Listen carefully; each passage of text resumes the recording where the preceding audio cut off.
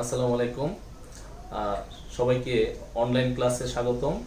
আজকে আমরা অষ্টম শ্রেণীর গণিতের দশম অধ্যায়ের বৃত্তের প্রথম উপপাদ্যটা নিয়ে আলোচনা করব। তার আগে আলোচনা করার আগে আমরা বৃত্ত সম্পর্কে একটু জেনে নিব। তো দেখো, বৃত্ত হচ্ছে একটা নির্দিষ্ট বিন্দুকে কেন্দ্র করে সর্বদা সমান দূরত্ব বজায় রেখে এই যে চলমান বিন্দুর যে সঞ্চার পথটা, এটাই হচ্ছে মূলত বৃত্ত। তো খেয়াল করবা, বৃত্তের এটা হচ্ছে কেন্দ্র, বৃত্তের যে মাঝের যে বিন্দুটা এটাকে আমরা বলি কেন্দ্র। আর এই যে বক্ররেখাটা, এই বক্ররেখাটার নাম হচ্ছে পরিধি, বৃত্তের পরিধি। তো কেন্দ্র থেকে পরিধি পর্যন্ত যে দূরত্ব, কেন্দ্র থেকে পরিধি পর্যন্ত যে দূরত্ব, তাকে আমরা বলি ব্যাসার্ধ, বৃত্তের ব্যাসার্ধ। আর বৃত্তের এক পরিধি থেকে অন্য পরিধি পর্যন্ত যে দূরত্ব, এক পরিধি থেকে অন্য পরিধি পর্যন্ত যে দূরত্ব, তাকে বলা হয় যা। তাহলে বৃত্তের এক পরিধি থেকে অন্য পরিধি পর্যন্ত আমরা আরেকটা দূরত্ব নিলাম। এই যে এক পরিধি থেকে অন্য পরিধি পর্যন্ত আমরা আরেকটা দূরত্ব নিলাম, এটাকেও বলা হবে যা। কিন্তু এই যে যাটা, এই যাটা কেন্দ্রগামী, অর্থাৎ এই যাটা এক পরিধি থেকে অন্য পরিধিতে যাওয়ার সময় কেন্দ্র দিয়ে গেছে।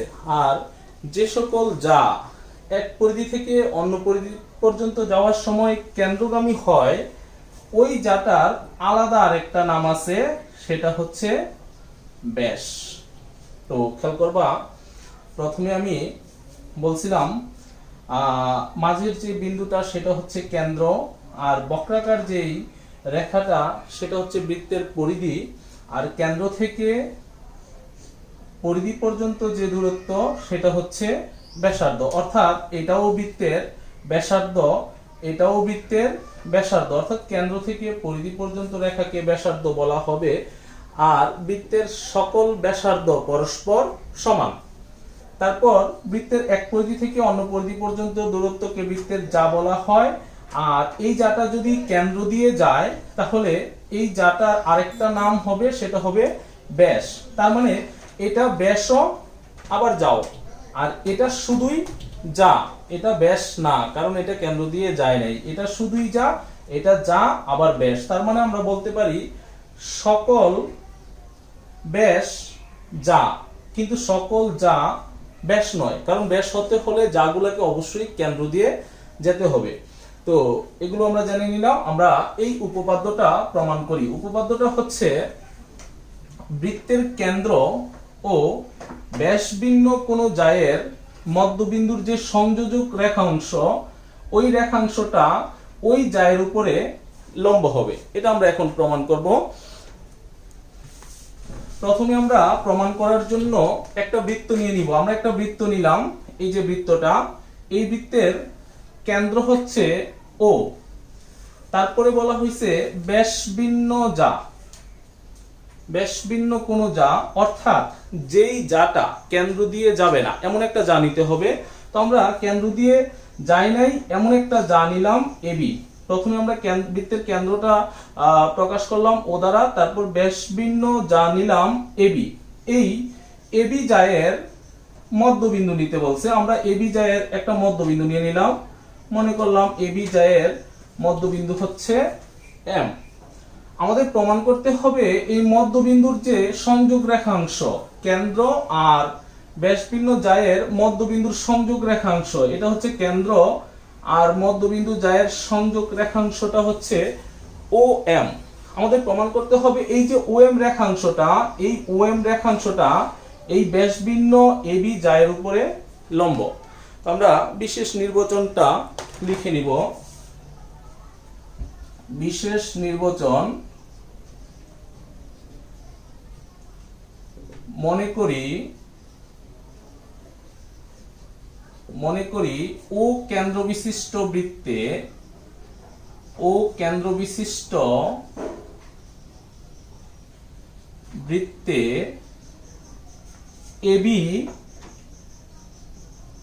এবি ব্যাস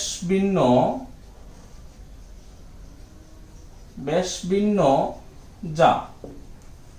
তারপর এম হলো এবি এর মধ্যবিন্দু, এম এবি এর মধ্যবিন্দু। খেয়াল করবা, এম যদি এবি এর মধ্যবিন্দু হয় তাহলে এম আর বিএম পরস্পর সমান হবে। তার মানে আমরা বলতে পারি সুতরাং এ এম সমান হচ্ছে বিএম। আমাদের প্রমাণ করতে হবে কেন্দ্র আর মধ্যবিন্দুর যে সংযোগ রেখাংশ, এই রেখাংশটা এবি এর উপরে লম্ব। অর্থাৎ এটা যদি এবি এর উপরে লম্ব হয় তাহলে আমাদের এটা প্রমাণ করলেই হবে যে এই কোণটা 90 ডিগ্রি অথবা এই কোণটা 90 ডিগ্রি, এটা প্রমাণ করলেই হবে। তো আমরা লিখব প্রমাণ করতে হবে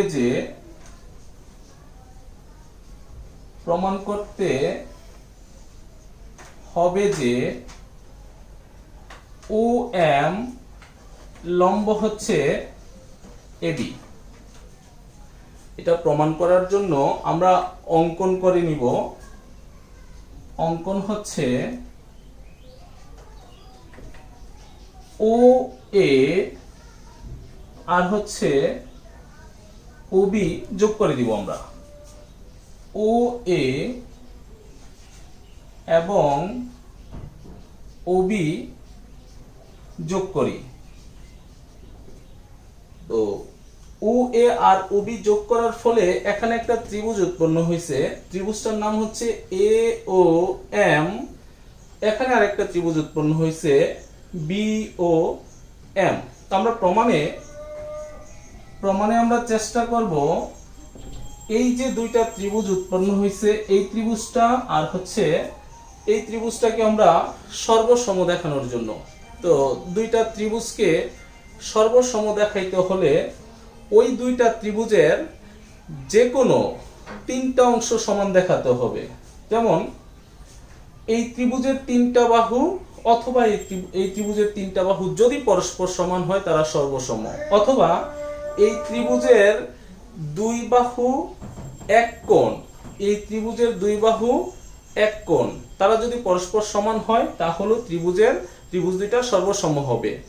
অথবা এই ত্রিভুজের একটা বাহু দুইটা কোণ, এই ত্রিভুজের একটা বাহু দুইটা কোণ যদি পরস্পর সমান হয় তাহলে দুইটা ত্রিভুজ সর্বসম হবে। কিন্তু এই ত্রিভুজের তিনটা কোণ, এই ত্রিভুজের তিনটা কোণ যদি সমান হয় তাহলে তারা সর্বসম না, তারা হবে সদৃশকোণী। তো খেয়াল করবা, সর্বসম বানাইতে গেলে আমাদের তিনটা অংশ সমান লাগবে। তবে তিনটা অংশ তিনটা কোণ হতে পারবে না। তিনটা কোণ ছাড়া যে কোনো তিনটা অংশ সমান হলেই তাদেরকে আমরা সর্বসম বলতে পারবো। আমরা চেষ্টা করব এটাকে সর্বসম বানানোর জন্য। তো খেয়াল করো, আমাদের একটা ত্রিভুজ হচ্ছে এ ও এম ও, আরেকটা হচ্ছে বি ও এম। এই দুইটা ত্রিভুজকে আমরা সর্বসম বানাতে চেষ্টা করব। তো খেয়াল করবা, এই দুইটা ত্রিভুজের মধ্যে আমরা ও এ আর ও বি কে সমান বলতে পারি। ও এ সমান হচ্ছে ও বি। কেন সমান? কারণ হচ্ছে ও এর দূরত্বটা হচ্ছে কেন্দ্র থেকে পরিধি পর্যন্ত, আর আমরা কেন্দ্র থেকে পরিধি পর্যন্ত যে দূরত্ব তাকে আমরা ব্যাসার্ধ বলে থাকি। তাহলে এটা হচ্ছে বৃত্তের ব্যাসার্ধ। আবার ওবিটাও কেন্দ্র থেকে পরিধি পর্যন্ত দূরত্ব, তার মানে এটাও হচ্ছে বৃত্তের ব্যাসার্ধ। আর আমরা জানি বৃত্তের সকল ব্যাসার্ধ পরস্পর সমান। এই জন্য আমরা বলতে পারি ও এ সমান হচ্ছে ও বি। আমরা সাইড নোটে লিখে দিব একই বৃত্তের ব্যাসার্ধ, একই বৃত্তের ব্যাসার্ধ, এই জন্য তারা সমান। তারপরে আমরা বলতে পারি এই ত্রিভুজের এ এম, এই ত্রিভুজের বি এম পরস্পর সমান। এ এম সমান হচ্ছে বি এম। কেন সমান? কারণ হচ্ছে এম ছিল আমাদের এ বি এর মধ্যবিন্দু, যার কারণে এ এম আর বি এম কে আমরা সমান বলতে পারি। কারণটা আমরা দেখাই দিব, সেটা হচ্ছে এম এ বি এর মধ্যবিন্দু। তারপর এই যে ওএম বাহুটা, এই ওএম বাহুটা এ ও এম এই ত্রিভুজেরও বাহু, আবার বি ও এম এই ত্রিভুজেরও বাহু। তার মানে ওএম বাহুটা দুইটা ত্রিভুজের মধ্যেই আছে। তার মানে ওএমটা হচ্ছে কমন বাহু, দুইটা ত্রিভুজের কমন বাহু। তার মানে আমরা বলতে পারি ও এম সমান হচ্ছে ও এম, এটা হচ্ছে সাধারণ বাহু। কমন বাংলা হচ্ছে সাধারণ, সাধারণ বাহু। তো কয়টা অংশ আমরা সমান দেখাইলাম? তিনটা।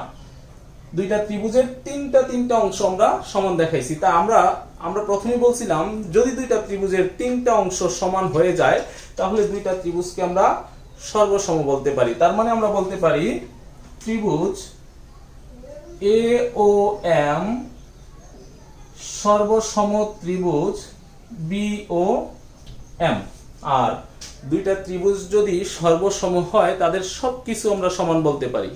যেমন এখন আমরা বলতে পারি এই ত্রিভুজের এই কোণটা আর এই ত্রিভুজের এই কোণটা পরস্পর সমান। কেন সমান? কারণ দুইটা ত্রিভুজ সর্বসম, এখন তাদের সবকিছুকে আমরা সমান বলতে পারি। তো আমরা বলতে পারি কোণ, এই কোণের নাম হচ্ছে A M O. A M O সমান হচ্ছে কোণ বি এম ও। তারা সমান কারণ দুইটা ত্রিভুজ ছিল সর্বসম, এই জন্য আমরা তাদেরকে সমান লিখতে পারি। কিন্তু খেয়াল করবা, কিন্তু এই দুইটা কোণ হচ্ছে রৈখিক যুগল কোণ। তারা মিলে, দুইটা কোণ একত্রে মিলে একটা সরল রেখা তৈরি করে, এই জন্য দুইটা কোণ হচ্ছে রৈখিক যুগল কোণ। আমরা বলতে পারি কিন্তু এরা, এই দুইটা কোণ রৈখিক যুগল কোণ। যুগল কোণ। তো দুইটা কোণ যদি রৈখিক যুগল কোণ হয়, দুইটা কোণ একত্র করলে তাদের মান হবে 180 ডিগ্রি। তার মানে এই দুইটা কোণের মান 180 ডিগ্রি। এই কারণে আমরা বলছি এরা রৈখিক যুগল কোণ, কারণ তাদের মান কত? 180 ডিগ্রি। আবার এখানে আমরা প্রমাণ করছি দুইটা কোণ সমান, তো আমরা বলতে পারি কিন্তু এরা রৈখিক যুগল কোণ এবং প্রত্যেকে সমান কোণ, প্রত্যেকে সমান। যদি তারা রৈখিক যুগল কোণ হয় এবং প্রত্যেকে সমান হয়, রৈখিক যুগল কোণ হওয়ার কারণে দুইটা কোণের যোগফল 180 ডিগ্রি হবে। আর প্রত্যেকে সমান হওয়ার কারণে ওই 180 ডিগ্রিকে আমরা সমান ভাগে ভাগ করে দিব দুইটা কোণের মাঝে। তো আমরা 180 কে যদি সমান ভাগে ভাগ করে দেই তাহলে প্রত্যেকের কোণ হবে 90 ডিগ্রি। তার মানে আমরা বলতে পারি কোণ এ এম ও সমান হচ্ছে কোণ বি বি। এখানে একটু আমাদের ভুল হয়ে গেছে, এই কোণটা হচ্ছে আমাদের B M O. B M O. তো খেয়াল করবা বি এম ও তারা পরস্পর সমান এবং তারা দুইটা কোণ মিলে হবে 180 ডিগ্রি। তারা যেহেতু দুইটা কোণ 180 ডিগ্রি আবার তারা সমানও, এই জন্য প্রত্যেকের কোণ পড়তেছে 90 ডিগ্রি করে। তো খেয়াল করবা এই কোণটা 90 ডিগ্রি, আবার এই কোণটা 90 ডিগ্রি। তো এটা যেহেতু 90 ডিগ্রি আমরা প্রমাণ করছি, এটাও যেহেতু 90 ডিগ্রি আমরা প্রমাণ করছি, তার মানে আমরা বলতে পারি OM টা AB এর উপরে লম্ব। সুতরাং আমরা বলতে পারি OM লম্ব হচ্ছে AB। তো সুপ্রিয় শিক্ষার্থী বন্ধুরা, আজকে যেই বৃত্তের প্রথম উপপাদ্যটা আলোচনা করছি, আশা করি তোমরা তোমাদের পাঠ্য বইটা নিয়ে এটা একটু পড়বা। আশা করি খুব সহজে এটা তোমরা আয়ত্ত করতে পারবা। আজকে এই পর্যন্তই। প্রত্যেকে সুস্থ থাকবা, ভালো থাকবা, এবং প্রতিদিন অন্ততপক্ষে প্রতিদিন 1 থেকে 2 ঘন্টা গণিত চর্চা করবা। প্রত্যেককে ধন্যবাদ।